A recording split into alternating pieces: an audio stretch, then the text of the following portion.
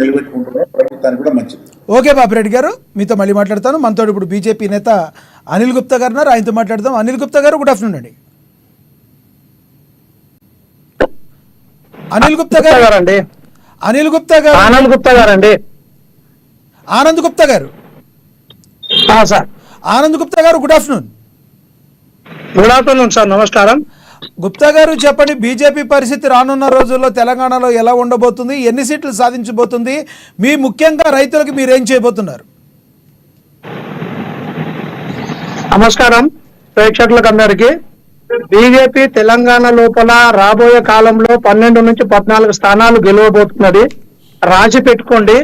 ఎవరు ఎన్ని చేసినా, ఏది ఎన్ని చేసినా మోదీ గ్యారంటీ పేరు మీద ఈరోజు మేము బీజేపీ పార్టీ బలమైన స్థితి లోపల ఈరోజు తెలంగాణ లోపల బీజేపీ రాబోతున్నది. బీజేపీ ఏదైతే బీజేపీ ఈరోజు ప్లీజ్ కంటిన్యూ. ఒక్క నిమిషం. Yes, please continue. BJP Telangana లోపల పూర్తి స్థాయి లోపల రాబోయే కాలం లోపల బీజేపీ ప్రభుత్వము, బీజేపీ ఎంపీ సీట్లు ఈ రోజు దేశంలో 400 సీట్లలో బీజేపీ ప్రభుత్వానికి తెలంగాణ నుంచి 14 సీట్లు ఇవ్వడం జరుగుతున్నది. రైతులకు ఈ రోజు రుణమాఫీ కాంగ్రెస్ నమ్మే పరిస్థితి లేదు, కాంగ్రెస్ హామీలను నమ్మే పరిస్థితి లేదు. ఈ రోజు ఆయన ప్రజల ముంగట పోయి దేవుని మీద ఓట్లు వేసుకున్న పరిస్థితికి ఒక 6 నెలల లోపలనే రావడం జరిగింది. 5 గ్యారెంటీలు కానీ ఇంకా 10 గ్యారెంటీలు కానీ ఆయన 4 గ్యారెంటీలు ఎన్ని ఇచ్చినా నమ్మే పరిస్థితి లేదు.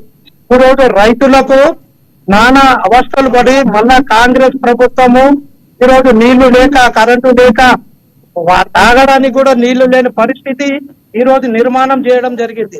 కాబట్టి 10 సంవత్సరాల మోదీ ప్రభుత్వం, 10 సంవత్సరాల కేసీఆర్ ప్రభుత్వం చూసిన తర్వాత ప్రజలు బీజేపీకి పూర్తి స్థాయిలో మద్దతు ఇవ్వడానికి నిర్ణయించుకున్నారు. ఏదైతే రుణమాఫీ. ఆనంద్ గుప్తా గారు, మీరైతే అంతకు ముందు ఉన్న సీట్ల కంటే అసెంబ్లీలో కాస్త బెటర్ గా సీట్లు సంపాదించి ఉండొచ్చు, కానీ 8 సీట్ల వరకు ఇప్పుడు వచ్చినాయి. కానీ రానున్న రోజుల్లో మీరే 14 సంపాదిస్తానంటానికి ఎందుకు ఇప్పుడు వరకు కేంద్ర ప్రభుత్వంలో ఉన్నప్పటికీ కూడా తెలంగాణలో ఇప్పటి వరకు మీరు తెలుగు రాష్ట్రాల్లో ఎందుకు ప్రజల యొక్క అభిమానాన్ని చూరగొనలేకపోయారు? ఈ రకంగా మీరే గెలుస్తారని ఎలా అనుకుంటున్నారు? ఇంకొకటి, రాజాసింగ్ గారు ఇప్పుడు ఉన్నారు, ఆయన మీ ఎంపీ అభ్యర్థి ఉన్న మాధవీలత గారికి కూడా సపోర్ట్ చేయని పరిస్థితి. ఎందుకంటే నామినేషన్ ఉన్నప్పుడు కూడా ఆయన పక్కన లేరు, ఓల్డ్ సిటీలో ఆవిడతో ఎక్కడ కూడా లేవు. అంతర్గతంగా మీ పరిస్థితే బాగోనప్పుడు మీరు 14 సీట్లు ఏ రకంగా గెలుస్తారు సార్? సార్, ఇప్పుడు మీరు మా కేంద్ర ప్రభుత్వము ప్రతి అసెంబ్లీకి కేంద్ర లీడర్లు, ఇక్కడ చిన్న కార్యకర్త కూడా లీడర్తో సమానం. అది మనం గ్రహించుకోవాలి. వ్యక్తి మీద, కుటుంబం పేరు మీద నడిచే పార్టీలు కావు. ప్రతి కార్యకర్త బూత్ స్థాయి లోపల నిర్మాణం చేసే పార్టీ బీజేపీ పార్టీ. ఈ రోజు మాధవలత గారికి ఎవరైతే కేంద్ర మంత్రి రిజిజు గారు వచ్చేసి నామినేషన్ వేయడం జరిగింది. ఇప్పుడు ఆయన కూడా అధ్యక్షుడు కూడా ఒక ఎంపీ పార్లమెంట్ కు నిలబడడం జరిగింది. కాబట్టి అటువంటి అపోవాళ్ళు కానీ అటువంటిది కానీ ఈరోజు దేశం మొత్తం కూడై కూర్చుంది. హైదరాబాద్ పార్లమెంట్ కూడా గెలుస్తామని చెప్పడము, గెలుస్తామని చెప్పేసి కూడా ప్రతి ఒక్కరు చెప్తున్నారు. అది మీకు ఏ విధంగా ఉన్నదో అర్థం కాదు దాని విషయం లోపల. రామ్మోహన్ గారు ఏదో అడుగుతున్నారు మిమ్మల్ని, చూడండి ఒకసారి. గుప్తా గారు. ఆనంద్, నమస్తే. ఇక్కడ తెలంగాణ ప్రాంతాల్లో తెలంగాణ అస్తిత్వం కొరకు, స్వయం పరిపాలన కొరకు మనం తెలంగాణ రాష్ట్రం సాధించుకున్నాం. మీరు ఎన్ని రోజులు చెప్తారే ఢిల్లీ నాయకుల గురించి, నరేంద్ర మోడీ గారి గురించి ఇక్కడ ఓటేస్తే ఇలా పార్టీ నడపడం ఎవరు? అధికారం ఎట్లా వస్తుంది? ఎవరు నడపాలి పార్టీని? కాబట్టి 2 పార్టీలు, కాంగ్రెస్ పార్టీ, భారతీయ జనతా పార్టీ, ఢిల్లీ నాయకుల మీద ఆధారపడి అక్కడి నుంచి ఎవరో రావాలి చేయాలనే ఉద్దేశం. కానీ ఇక్కడ కేసీఆర్ గారు, కేటీఆర్ గారు, హరీష్ గారు నిరంతరం ప్రజల మధ్యలో ఉంటూ ప్రజల సమస్యలు తెలుసుకుంటూ ప్రజల కొరకు, తెలంగాణ అస్తిత్వం కొరకు పనిచేస్తుంది బీఆర్ఎస్ పార్టీ. కాబట్టి ఖచ్చితంగా మీరు ఏమంటారు, 14 సీట్లు ఉంటే బీజేపీ అంటారు, కానీ మరి 3 సార్లు లెక్క పెట్టాల్సి వస్తే 14 సీట్లు అంటే ఎక్కడ ఉంది బీజేపీ? అలా పక్క పార్టీకి, మా పార్టీకి 4 ఎంపీలు మీరు సీట్లు ఇచ్చింది. అలా మీ పార్టీలో అభ్యర్థి లేదు, ఎంపీ అభ్యర్థి లేడు మీకు. కాంగ్రెస్ పార్టీకి వెళ్ళి, బీఆర్ఎస్ పార్టీకి వెళ్ళి వచ్చిన నాయకులు మీ ఎంపీ క్యాండిడేట్లు మీ పార్టీలో ఇవ్వాలా? ఎవరికి ఇస్తున్న టికెట్ ఒకసారి చూసుకోండి. మీకు కాంగ్రెస్ కు అభ్యర్థులు కరువైరు మీకు.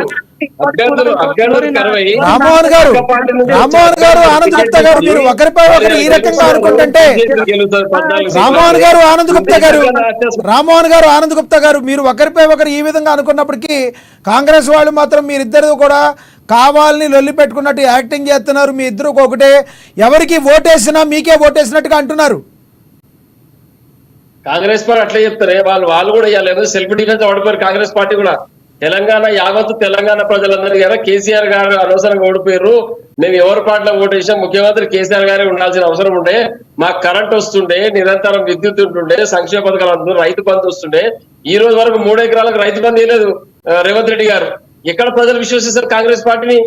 భారతీయ జనతా పార్టీ ఇప్పుడే క్లియర్ గా చెప్తుంది, వేరే రాష్ట్రానికి వెళ్ళి ముఖ్యమంత్రి రావాలి, వేరే పార్టీకి జాతీయ నాయకుడు వచ్చి నామినేషన్ అయితే బీజేపీకి మంది అంటే ఓటేస్తారు. శత్రువుకి శత్రువు మిత్రుడు అన్న కోణంలో ఒకవేళ కాంగ్రెస్ పార్టీని ఉండకూడదు అనే ఉద్దేశంతో మీరు లోపాయికారిగా ఒప్పందం పెట్టుకున్నారు అంటున్నారు కాంగ్రెస్ పార్టీ వాళ్ళు. ఇది పూర్తిగా అబద్ధం. ఇది తప్పకుండా బీఆర్ఎస్ పార్టీ కేసీఆర్ గారి నాయకత్వం పైన అందరికి నమ్మకం ఉంది. కేసీఆర్ గారు వస్తే రేపు పార్లమెంట్ లో కూడా తెలంగాణ ప్రాంత అభివృద్ధికి సంబంధించి గలమెత్తాలంటే కేవలం బీఆర్ఎస్ ఎంపీలు మాత్రమే. కాబట్టి తప్పకుండా ప్రజలు మళ్ళీ ఒకసారి మోసపోకుండా కాంగ్రెస్ పార్టీకి బీజేపీ పార్టీ ఓట్లేయరు.